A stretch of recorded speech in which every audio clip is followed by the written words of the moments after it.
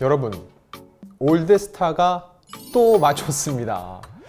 뭘 말하는지 아시죠? 국민가수, 저희가 지난주에 방송해드렸던 내용을 보면은 탑5 플러스 2명을 예비 후보로 꼽았는데 7명 모두 탑 14명에 들었습니다. 100%입니다. 100%. 그래서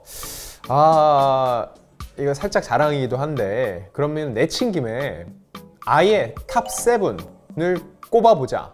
그리고 이 탑 7은 과연 어떤 게 강점이고 어떤 게 약점인지 장단점까지 짚어보는 시간을 가져보려고 합니다. 누구 맘대로 탑 7이냐고요? 올드스타 마음이고 제 마음입니다. 그런데 여러분, 미스터트롯 시리즈부터 쭉 보셨죠? 제가 생각보다 촉이 아직은 나쁘지 않습니다. 지난주에는 탑 5여서 왜 나머지는 안 들어갔냐 했는데, 박장현, 김희석, 제가 분명히 예비로 2명 다 말씀드렸는데 2명 다 포함이 됐죠. 그래서 이번 주 이 방송에서는 탑 7은 누가 될지, 이제 확률은 50%입니다. 예언을 해보겠습니다. 자, 그리고 제가 틀릴 수 있잖아요. 여러분도 댓글에 탑 7을 남겨주세요. 여러분이 탑 7을 남겨줬는데 실제로 그 7명이 다 들어갔다. 심지어 저랑 다른 내용인데 여러분이 맞췄다. 제가 그럼 이 방송에서 이 댓글을 일일이 읊어드리면서 제가 어떤 식으로 보상을 해드릴지 한번 고민을 해보겠습니다. 자, 그러면은 시작해 보겠습니다. 향후 탑 7은 굉장히 의미가 있습니다. 14명에서 7명으로 추려지는데 이 7명으로 결승전을 치르죠. 1위부터 7위까지 순위는 정해지지만 탑 7은 어떻게 되죠? 향후 함께 활동을 합니다. 한 몸이 되는 거예요. 그래서 이번 준결승이 진짜 중요해요. 결승 가면 그때는 이미 순위 결정전이 되거든요. 자, 그럼 누구 말씀드리겠습니다. 올드스타가 꼽은 탑 7은 광고 후에 말씀드리겠습니다. 자, 근데 저희가 딱히 뭐 이런 따로 받는 광고가 없어서 그냥 말씀을 드리겠습니다.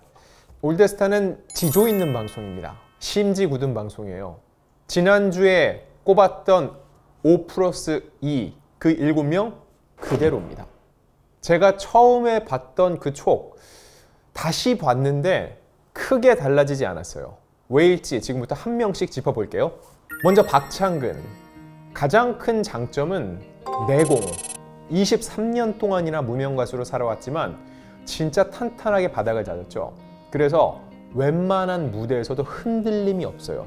흔들리지 않는 편안함이 박창근의 굉장히 큰 장점입니다. 실력으로 따지면 진짜 갑 중에 갑이죠. 노래 내공이 달라요. 23년의 무명, 이게 말이 23년이지 아이가 태어나서 성년이 훌쩍 넘길 시기입니다. 그 시간 동안 무명으로 살아오면서 얼마나 많이 갈고 닦았겠어요. 그걸 이번에 다 분출해내고 있고, 여기 플러스 뭐죠? 23년 동안 사랑받지 못했던 이 서름, 팬덤으로 다 삭히고 있습니다. 그 정도로 엄청난 화력을 갖추고 있어요. 자, 이쯤 되면 그럼 박창근의 단점은 뭐냐? 여기서 바로 여러분 무릎을 딱 치면서 정치적 편향성 얘기하시겠죠? 아니요, 저는 그거 아니라고 생각합니다.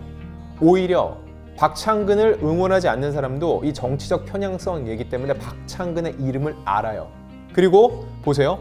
투표를 할 때 좋은 사람한테 투표를 하는데 안 좋은 사람, 응원하지 않는 사람한테 점수를 깎는 투표가 있나요? 없죠. 이러한 정치적 편향성 논란 때문에 이미 사과는 했습니다. 그럼에도 불구하고 사과했음에도 박창근이 나는 지지하고 싶지 않다라고 해서 그분들이 박창근의 점수를 깎을 수는 없다는 얘기예요. 그럼 제가 꼽는 박창근의 단점은 무엇일까? 단점이라기보다는 상대적으로 좀 부족한 점이라고 하는 게 맞으실 것 같은데, 다양한 장르 소화력입니다. 박창근 하면 뭐가 떠오르세요? 일단 고 김광석이 떠오르고, 기타로 대변되는 포크 가수. 이 포크의 색이 워낙 강하다 보니까 댄스와 같은 퍼포먼스는 상대적으로 약한 편입니다. 국민 가수가 포크 가수 선발전이라면 단연 앞서겠지만 사실 K-팝 스타를 뽑는 게 모토입니다. 글로벌 시장까지 포함을 시켰을 때 박창근이 과연 무대 장악력, 무대 다양성 면에서 다른 가수들을 압도하느냐, 이 부분에 대해서 저는 물음표를 붙인 겁니다.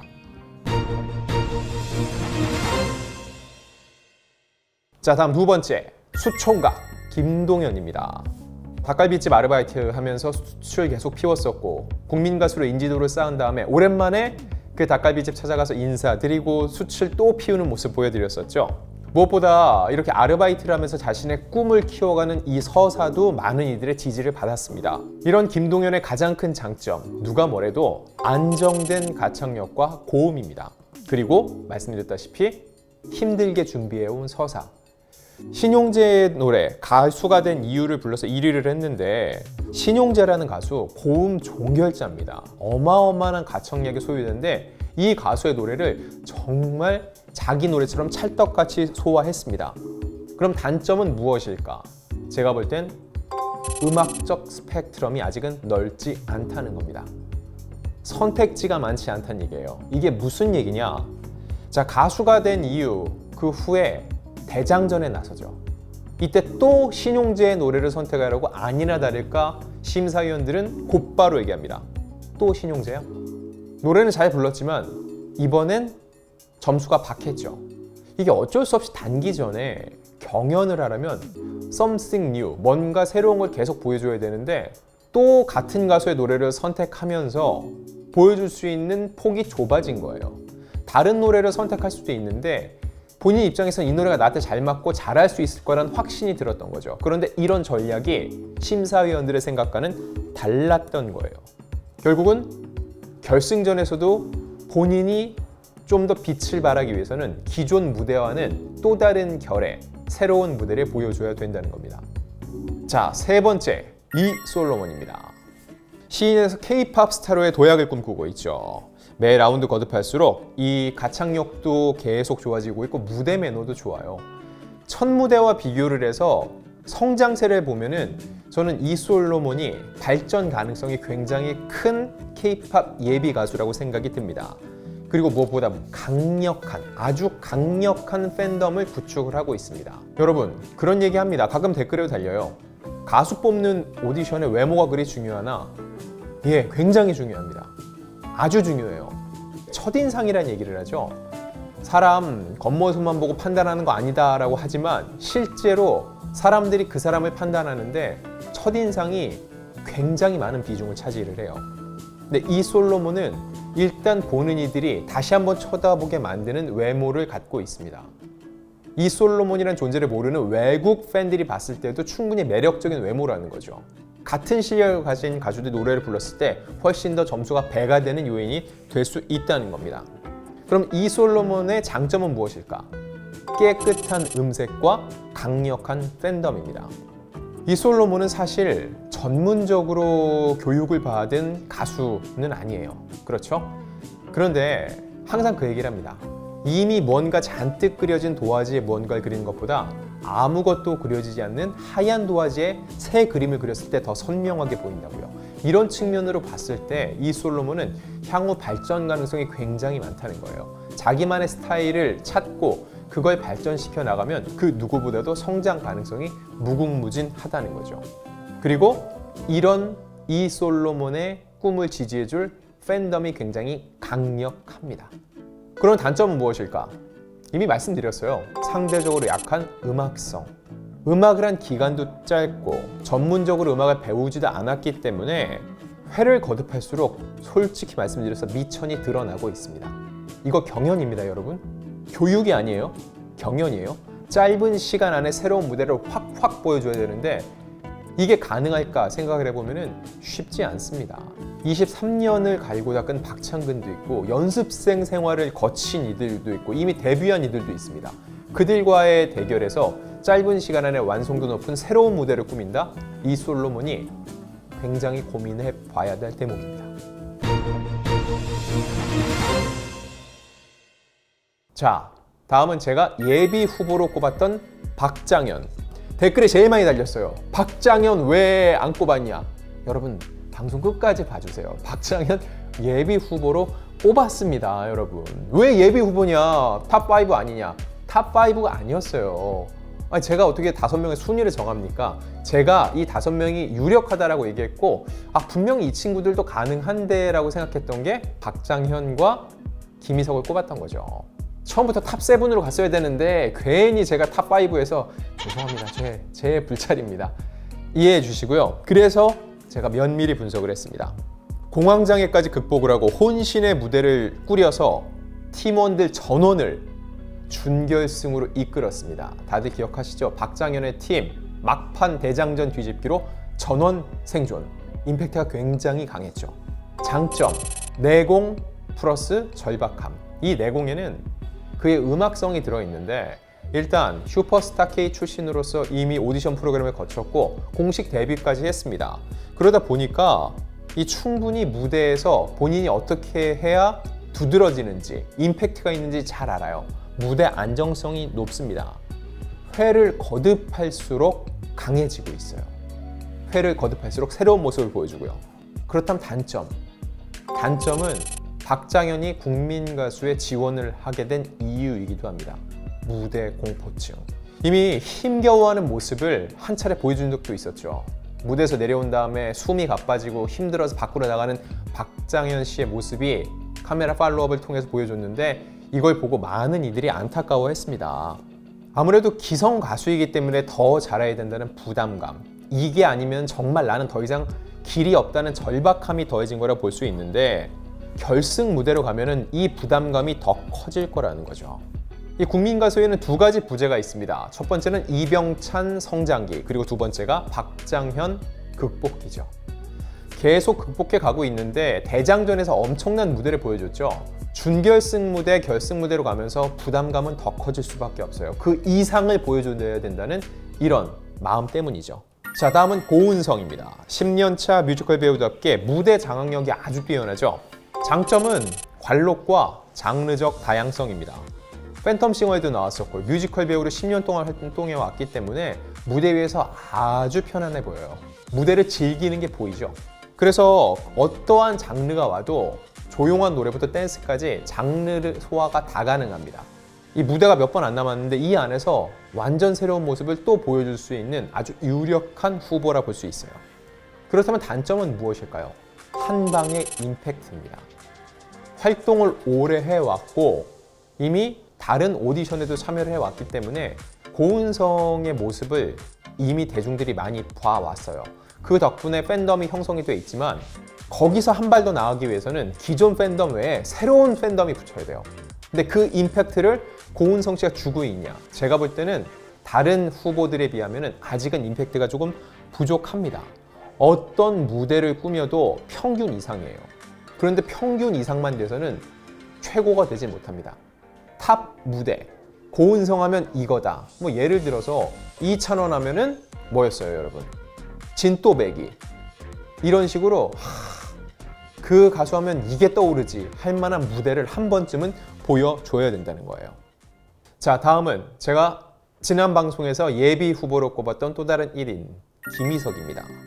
반전의 반바지, 이만별에게 한 표 차로 안타깝게 패했죠. 저는 개인적으로 그때 이만별과 붙으면서 불렀던 김희석의 꿈애가 굉장히 좋았어요. 개인적인 판단입니다.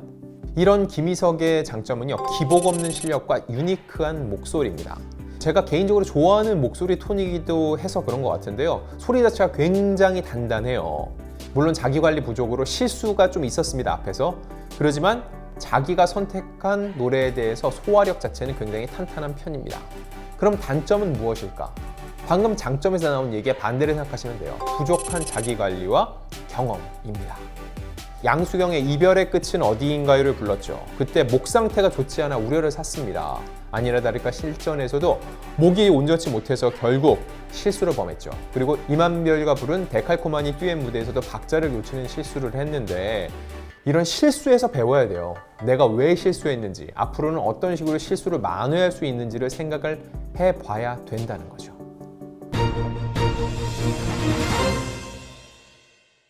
자, 이제 마지막 한 명. 누구죠? 이병찬입니다.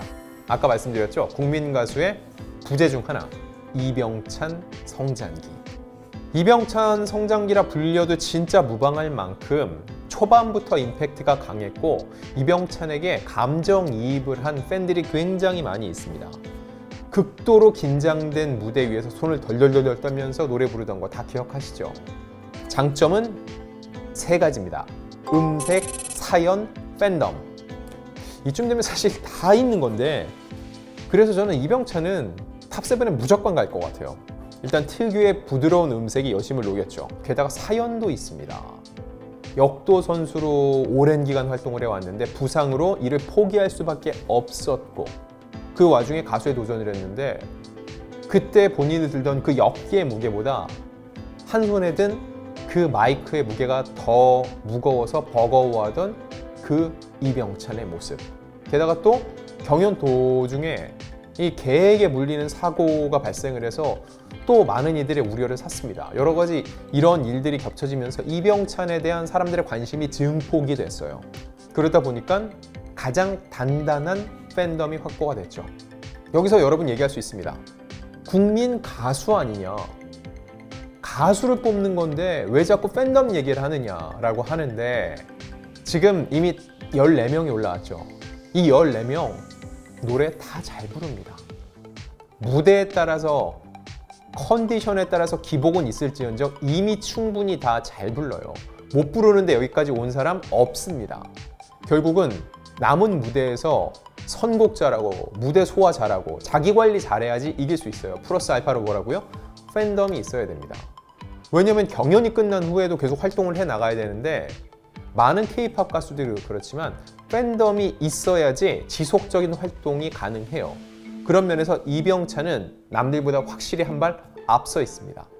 그렇다면 단점은 무엇일까? 경험 부족, 그리고 지나친 기대감에서 오는 부담감이 저는 우려됩니다. 일단 대장전에서 치명적인 음이탈 실수를 했죠. 이로 인해 팀원 대다수가 탈락을 했고요. 무대 마치고 내려오는데 차마 팀원이 있는 방문을 열지 못하고 울던 이병찬의 모습 다들 기억하실 겁니다. 이게 부담감이에요. 자기 때문에 많은 이들이 떨어졌다는 부담감 여전히 안고 있을 거예요. 이런 기억이 직전 무대에 있기 때문에 준결승 무대에 섰을 때는 기사회생한 거잖아요. 그래서 더 부담스러울 거예요. 그런 일이 또 벌어지면 어떡하지라는 생각이 계속 들겠죠. 큰 무대 경험이 없기 때문에 이런 큰 무대에 섰을 때는 어떤 변수가 생길지는 아무도 모릅니다. 이병찬 군은 이런 실수를 최대한 줄이고 최고의 무대, 앞서 보여줬던 여러 가지 무대를 뛰어넘는 무대를 보여줘야 된다는 겁니다. 자, 이렇게 올드스타가 꼽은 천기누설, 올드스타가 꼽은입니다. 탑7 꼽아봤고요. 물론 이 중에 틀릴 수도 있겠죠. 결국은 누군가가 탑7에 올라갈 거고, 그리고 결승 무대로 가겠죠. 그 결승 무대를 앞두고 과연 어떤 식의 변수가 발생을 할지, 또 어떤 새로운 스타가 탄생할지 저희 올드스타가 지켜보고 또 분석해 드리겠습니다.